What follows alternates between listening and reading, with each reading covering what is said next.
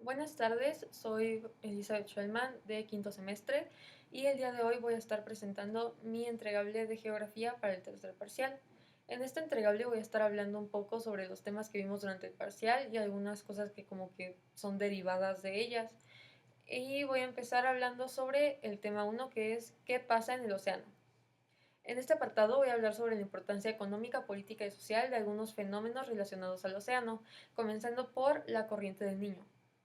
Su impacto económico es mayormente en el sector primario, ya que gracias a sequías prolongadas o inundaciones causadas por lluvias bastante fuertes, los cultivos, cosechas y suelos fértiles se ven altamente afectados, lo cual pues como que limita mucho ese sector y hace que no pueda progresar. Al mismo tiempo se dañan infraestructuras y se imposibilita el transporte, lo cual puede terminar afectando el turismo. Y pues los gobiernos se ven obligados a realizar inversiones bastante grandes que muchas veces pues salen de sus presupuestos con tal de reparar los daños causados. En el ámbito social puede haber escasez de alimentos y agua potable, al mismo tiempo aumenta el índice de enfermedades respiratorias, virus gripales y epidemias gracias a los cambios de temperatura, y esto pues al no ser tratado con la responsabilidad con la que debería tratarse, termina en pérdidas humanas directas. Políticamente, la Oficina de las Naciones Unidas de Coordinación de Asuntos Humanitarios, o la OCHA, se vio obligada a intervenir ya que pues el país estaba como que muy confundido con qué hacer, no sabían qué hacer, no tenían planes, no tenían estrategias y tuvieron que coordinar y asistir a los países afectados. Al mismo tiempo, hubo una gran escasez de recursos básicos, lo cual generó una tensión enorme en la sociedad. La siguiente es la corriente de la niña, que es bastante similar a la del niño.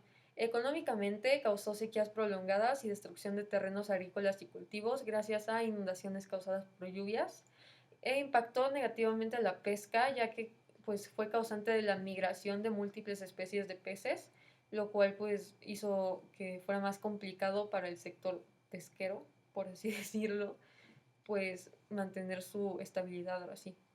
Y también surgieron inundaciones y tormentas que dañaron gravemente la infraestructura. Socialmente impactó en la disponibilidad de alimentos, lo cual ocasionó hambruna y desnutrición mayormente en las zonas más vulnerables de la sociedad, y en las zonas no tan vulnerables también afectó, ya que causó cierta crisis y pánico en las personas al ver que había tanta escasez. Esto también hizo que aumentaran los brotes de enfermedades que se transmiten por transmisores o por el agua, como el dengue, que es transmitida por mosquitos que surgen en lugares con mucha agua estancada. Y también las tormentas dificultaron el acceso a cosas básicas como agua potable, electricidad o educación. Políticamente surgieron problemas como mala gestión del gobierno ante las crisis. Esto obligó a los gobiernos a adaptarse y mejorar sus infraestructuras. Y pues al afectar a más de un país o más de una comunidad puede generar como una cierta unión entre estos. La siguiente es la depresión aislada en niveles altos o DANA, que económicamente causó pérdidas monetarias enormes, ya que hubieron daños pues bastante graves en la infraestructura y en el transporte, e incluso una de las cosas más graves que hubo fue que hubo una caída del 80% en el consumo dentro de los hogares. Socialmente hubieron múltiples fallecidos y las personas pertenecientes a grupos vulnerables se vieron muy afectadas. También hubieron casos de destrucción total de viviendas y se notaron secuelas psicológicas graves en la mayoría de personas que estuvieron pues, presentes durante este suceso. Políticamente evidenció una gran falta de estrategias por parte del gobierno, ya que incluso se incumplieron múltiples derechos humanos. Esto ya que pues, sus estrategias y sus planes de qué hacer en este tipo de situaciones fueron tan malos que llegaron a un punto en el que la sociedad ni siquiera estaba segura de que sus derechos estuvieran siendo respetados. O sea, no tenían esa seguridad de saber si iban a poder acceder a agua, a comunicación, a transporte. O sea, no había nada, no había ni salud disponible, vaya. Y finalmente, el huracán Otis. Económicamente hubieron grandes daños materiales y pérdidas de inversión, ya que al ser una zona altamente turística, hotelera, pues en la costa, más del 80% de los hoteles se vieron afectados. Y esto es de lo que mayormente mantenía la estabilidad económica de ese estado. Y pues esto, aparte de causar un gran declive en el turismo, que era lo que mantenía Acapulco en pie, hubo una gran pérdida de empleos, ya que pues al perderse todos estos hoteles, estos locales, estos restaurantes, las personas ya no tenían sus trabajos y esto fue aún peor.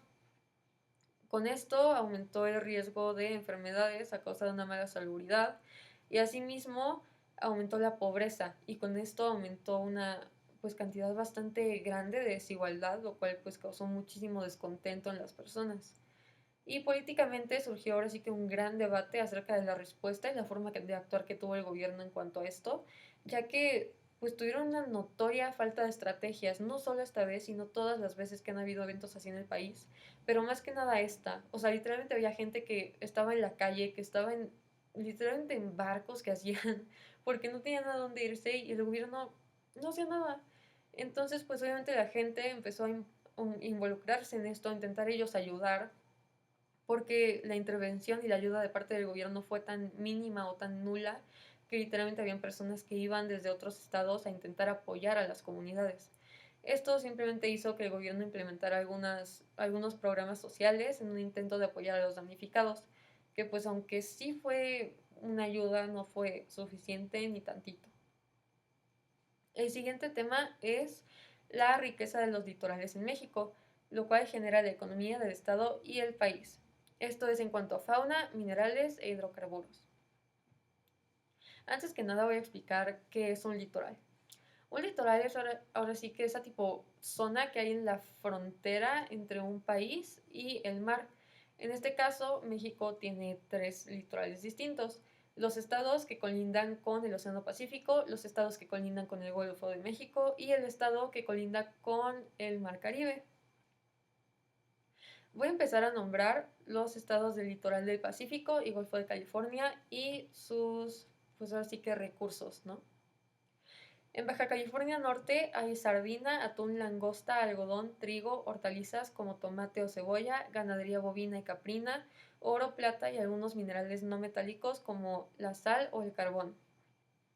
En Baja California Norte, no, en Baja California Sur hay abulón, langosta, camarón, sardina, mango, caña de azúcar, cítricos, sal y yeso. En Sonora hay camarón, sardina, bovino exportado, trigo, uva, espárrago, nopal, cítricos, cobre, oro y molibdenos. De hecho, es el principal estado en explotación de molibdeno. En Sinaloa hay camarón, maíz, tomate, frijol, chiles, hortalizas, bovino y porcino. En Nayarit, camarón, tilapia, caña de azúcar, tabaco, mango, oro, plata.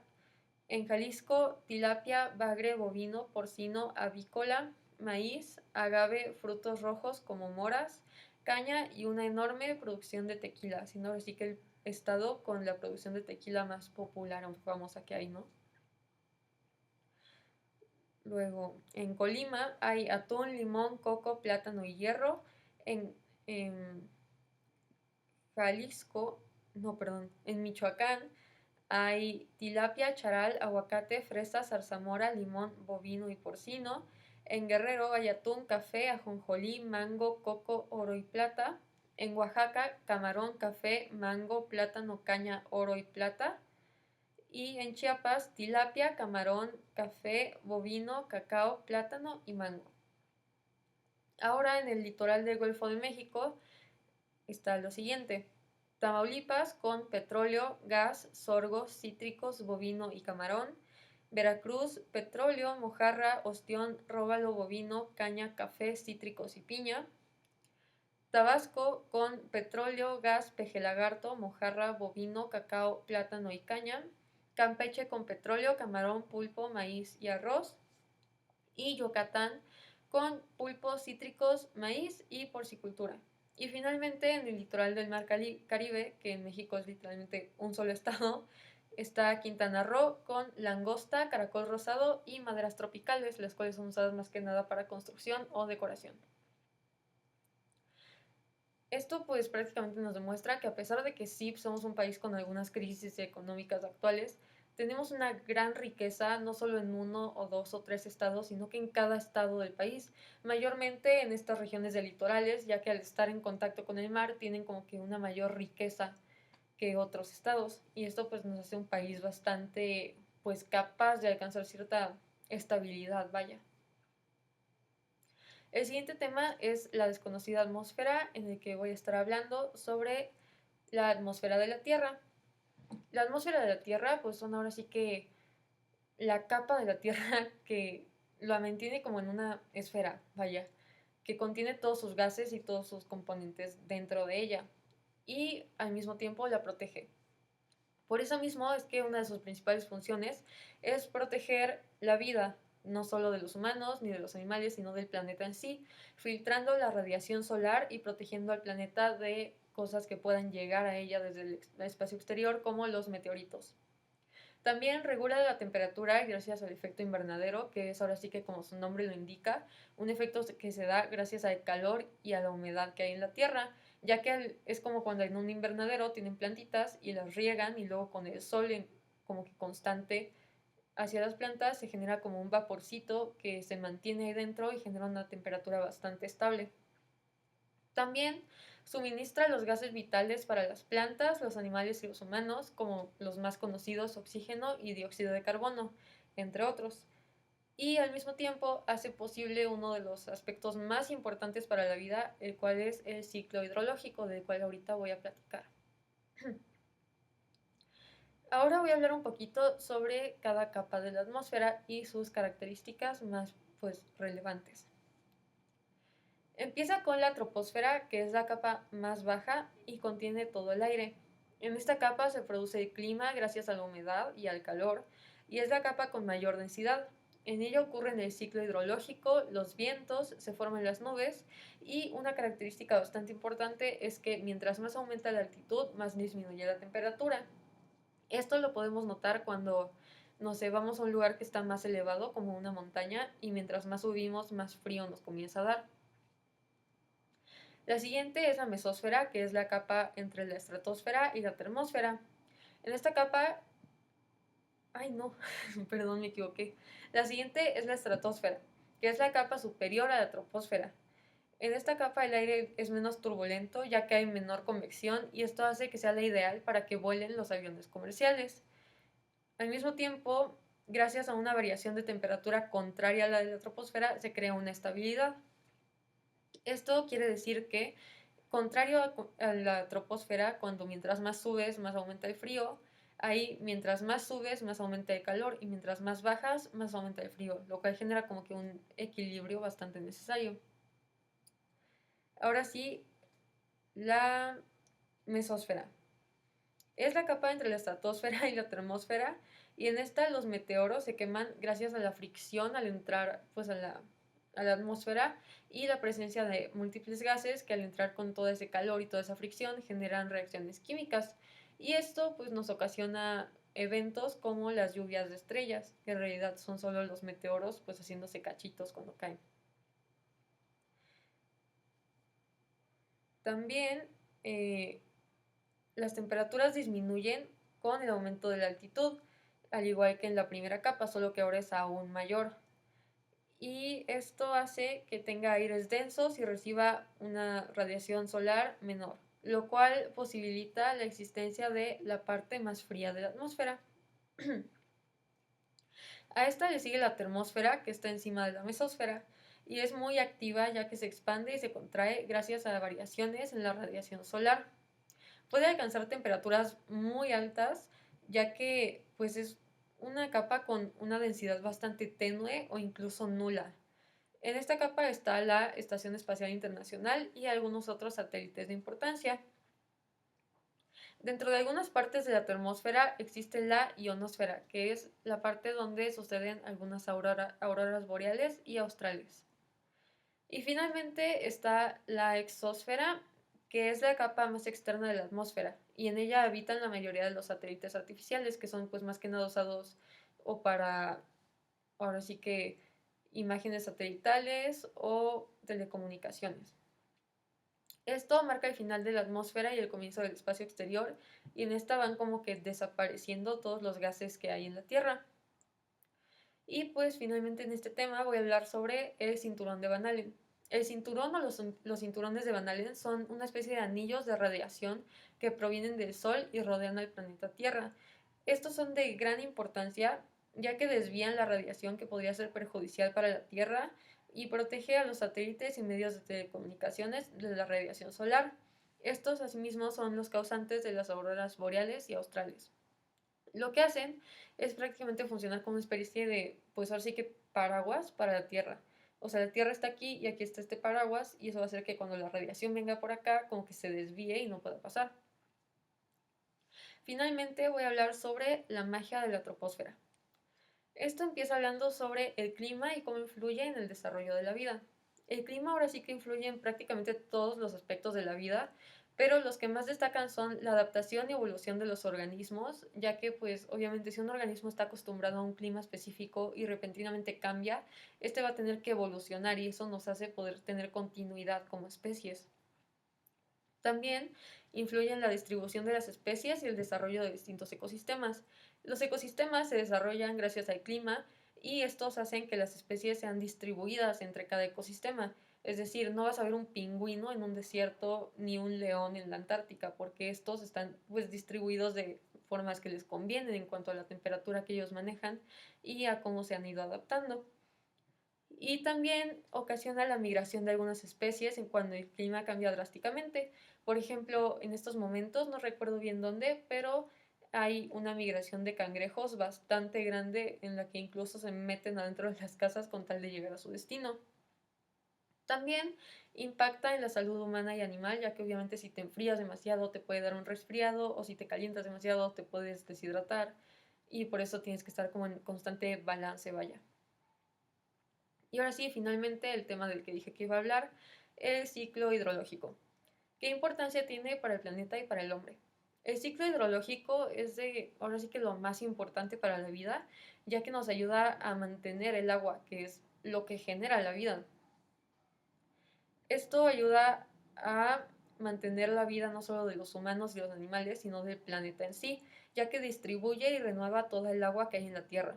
Esto hace que podamos existir, se regulen los climas y al mismo tiempo otorga un equilibrio a los ecosistemas. Para el planeta es principalmente importante a causa de la regulación de climas. Esto logra un equilibrio, ya que pues si fuera demasiado caliente no podría haber vida o habría muy poca, al igual que si fuera demasiado frío, y pues este ciclo nos ayuda a mantenerlo estable. También se mantienen ecosistemas al proporcionarles las condiciones necesarias para que sigan existiendo y se sostiene la biodiversidad al permitir la coexistencia de hábitats y especies, es decir, al permitir que hayan hábitats adecuados para ciertas especies. Y finalmente, para el hombre es importante ya que provee la principal fuente de agua dulce, la cual es la que utilizamos para el consumo, cultivos, ganadería, etc. Al ser consumida nos ayuda a hidratarnos y a regular nuestra temperatura y distribuir nutrientes. Y pues prácticamente es gracias a lo que vivimos, porque nosotros mismos somos más del 70% agua y es algo que es fundamental para que podamos existir. Finalmente, pues influye enormemente en la economía, ya que hasta la más pequeña alteración en este ciclo podría traernos graves consecuencias económicas. Y esto pues ya se está experimentando, ya que al haber como bastante escasez o una cantidad muy pequeña de agua dulce, se están buscando maneras de tratar el agua salada para que se vuelva agua dulce, pero esto va a ser bastante perjudicial, ya que al tratar esa agua salada para que sea dulce, la sal va a terminar nuevamente en el mar y eso va como a super alterar la salinidad del agua y afectar a muchísimas especies y plantas. Entonces, pues este fue prácticamente todo mi entregable. Espero que se haya entendido bien todo lo que expliqué. La verdad es que son temas bastante interesantes de los cuales deberíamos ser mucho más conscientes. Entonces, espero que le haya gustado. Muchas gracias.